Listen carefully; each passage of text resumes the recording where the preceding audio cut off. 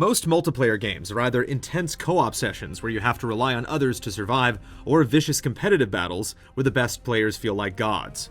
Evolve manages to not only capture both elements within a single game, but within each and every match. There's a meticulousness, balance, and thrill with Evolve that makes it hard to pull away from. Alright, let's do this! Regardless of the chosen mode, the game is always about 4 hunters versus 1 monster. Each hunter is a different class, and all of the classes feel absolutely vital. The trapper is responsible for tracking and pinning the beast down, the medic primarily heals, the support shields others and offers additional damage, and the assault can shred through the monster's health.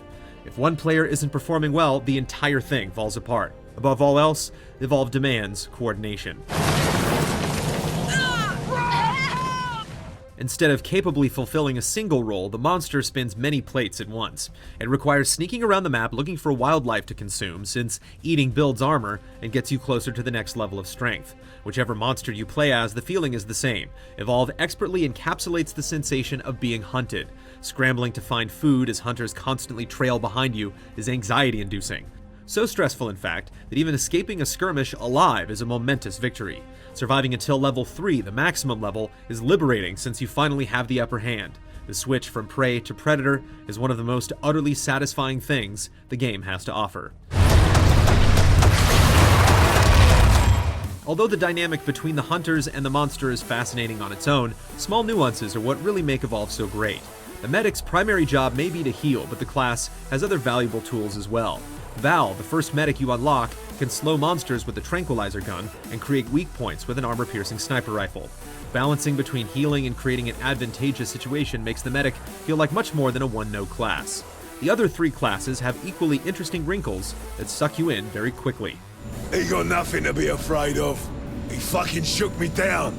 Cost me 50 keys to learn that lesson. Even better, each class has 3 completely different characters to choose from. Only one is available at the start, and the others are unlocked by proficiently using skills from previous characters. For instance, to unlock Hyde, the second assault class, you have to do a certain amount of damage with each of Markov's weapons. It's meant to encourage players to use every aspect of their class, but it ends up being rather annoying. Oftentimes, you'll find yourself doing the same repetitive tasks just to rank up, which detracts from the natural flow of the game. Thankfully, account progression, which happens no matter who you're playing as, is handled more smoothly. You earn perks for both monsters and hunters through normal activities such as completing matches, winning, and playing well. Every character that we've played drastically changed how we approach the class. Maggie, the first available trapper, relies on an AI-controlled pet named Daisy to find the monster. Yet Griffin, the second trapper, has to manually place sound spikes that pick up noise within a certain radius. It's more difficult placing the sound spikes than it is following Daisy, but the payoff is that you can cover the vast majority of the map. The variation between Maggie and Griffin is one small example. Every character is so distinct amongst all of the classes that unlocking a new one is an enticing prospect, making it easy to keep playing. The 3 monsters also have pronounced differences. The Goliath is a hulking savage that's deadly up close. The Kraken can fire pillars of lightning at a distance, and the Wraith is a stealthy glass cannon. Each monster looks and sounds absolutely menacing. The guttural roar of the Goliath or the piercing shriek of the Kraken goes a long way in shaping their identities. For as excellent as the included 3 monsters are, it's hard not to wish there were 1 or 2 more. Considering there are 12 hunters to unlock, the 3 monsters seem sparse by comparison. The monsters may be much more involved, but with only 3, we're starting to feel like we know how each of them will behave during any given game.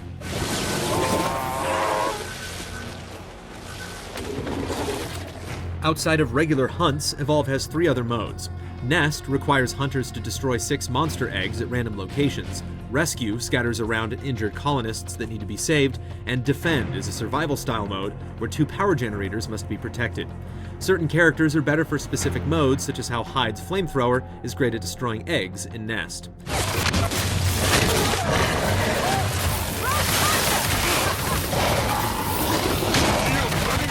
The problem is that because the hunter-monster dynamic is still so prevalent in each of the modes, none of them are that wildly different. Whether you're saving colonists or destroying eggs, the monster is still trying to kill the hunters, and the hunters still need to work together. The chase may be gone, but the actual battles are extremely similar, preventing any of the additional modes from standing out. Evacuation suffers a similar fate. Consisting of a set of matches, each having a different map and mode, Evacuation adds variables depending on whether you win or lose.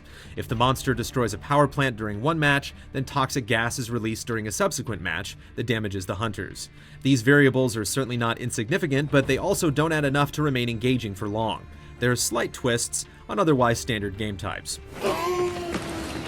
At least Sheer, the world where Evolve is set, feels alive and dangerous. The various flora and fauna amount to much more than just background decorations. Many creatures and carnivorous plants can catch lone hunters or even monsters off guard and kill them surprisingly quickly.